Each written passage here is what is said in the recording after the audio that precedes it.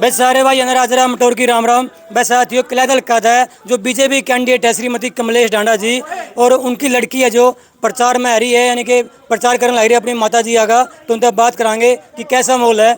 बहन जी राम राम। नमस्कार जी, राम राम। तो प्रचार आप करने लग रहे हो, कैसा माहौल लग रहा है आपने? बहुत अच्छा माहौल है, जन जन समर्थन दे रहा है, क्योंकि जो भाजपा सरकार है वो मुद्दों की राजनीति कर रही है, उसूलों की राजनीति कर रही है, मान सम्मान की राजनीति कर रही है। जो ये एक दूसरे को कटाक्ष करने की राजनीति है, उससे ऊपर बढ़कर जन के विकास की राजनीति कर रही है। और लोग अब समझ चुके हैं कि जो मुद्दों की राजनीति करेगा लोग उसी का समर्थन करेंगे। अब देखिए, हमारे पास घोषणा पत्र है। हम महिलाओं को 2100 रुपये प्रति माह देने की संकल्प लिया है भाजपा सरकार ने। 24 की 24 फसलों पे किसान के लिए एमएसपी के थ्रू उनको लिया जाएगा। और 500 रुपये का सिलेंडर है। महिलाओं के मान सम्मान के लिए रिजर्वेशन रखी है, पंचायती राज में 50% और विधानसभा और लोकसभा में 33%। तो जन जन ये समझ चुका है कि जो भाजपा सरकार है वही लोगों को हित के लिए सरकार है, और उसी को समर्थन मिलने वाला है। और भाजपा सरकार बहुमत से सरकार बनाएगी, डबल इंजन की सरकार आएगी और तेज़ी से विकास होगा। अगर हम मुकाबले की बात करें तो किस कैंडिडेट के साथ मुकाबला अपना?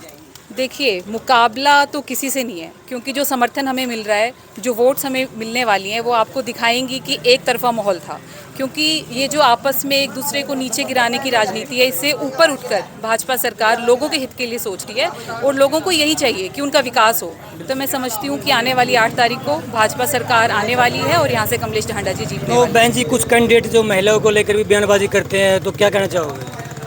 देखिए, बहुत ही दुखद है ये, और निंदनीय है, अशोभनीय है। क्योंकि जब आप किसी जिम्मेदारी के पद पे होते हैं या समाज के बीच में होते हैं, तो आपका दायित्व होता है कि 36 बिरादरी को, हर समाज को, महिलाओं को साथ लेके चलें।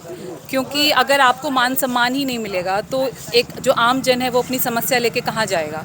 तो मैं समझती हूँ कि लोगों का भी ये दायित्व बनता है कि इस तरह की सोच का बहिष्कार करें और वोट की चोट से इस बात का जवाब दें। क्योंकि अगर आज हमने इस चीज़ को स्वीकार कर लिया तो आने वाले समय में हम अपने अधिकार की लड़ाई लड़ने का अधिकार खो देंगे। बिल्कुल। तो बहन जी, 2019 में भी आपने प्रचार किया, तो पहले मुश्किल था या अब मुश्किल इलेक्शन? देखिए, मुश्किल नहीं होता है। जब आप चलते हो और आपके साथ इतना जन समर्थन होता है ना, आपका हौसला बढ़ता है, अपने आप ही पाँव आगे उठते चलते हैं। मुश्किल कुछ नहीं है। हमें तो इतना अच्छा लग रहा है कि जो हमारे कार्यकर्ता हैं, इतना जोश है, जनता में इतना जोश है। देखिए, बिना खर्ची बिना पर्ची के जब हम युवाओं के घर जाते हैं जिनको नौकरी मिली है, वो हमारे सर पे हाथ रख के हमें आशीर्वाद देते हैं कि हमारे घर से ऐसे बच्चे निकले हैं जिन्होंने कभी सोचा भी नहीं था। तो ये मुश्किल नहीं है, बल्कि ये तो एक हौसला मिल रहा है हमें, और इतनी खुशी से हम आगे बढ़ रहे हैं। तो अंत में आप जो हल्का वासी है उनसे क्या अपील करना चाहोगे? देखिए, मैं यही अपील करना चाहूँगी कि राजनीति जो होती है ना, वो जनता के विकास के लिए होती है, और एक उसूलों की बात है, मान सम्मान की बात है। तो जब बात मान सम्मान की आए तो ऐसी सरकार को चुने जो आपके लिए काम कर रही है, ना कि आपको दबाने का काम करे। और भाजपा सरकार निरंतर युवाओं के लिए, महिलाओं के लिए, गरीबों के लिए, किसानों के लिए, 36 बिरादरी के लिए काम कर रही है। तो अब ये हमारा दायित्व है कि हम हर बंदा अपना अपना वोट डाल के कमल के फूल को यहाँ से विजयी बनाएं। बहुत बहुत धन्यवाद। धन्यवाद।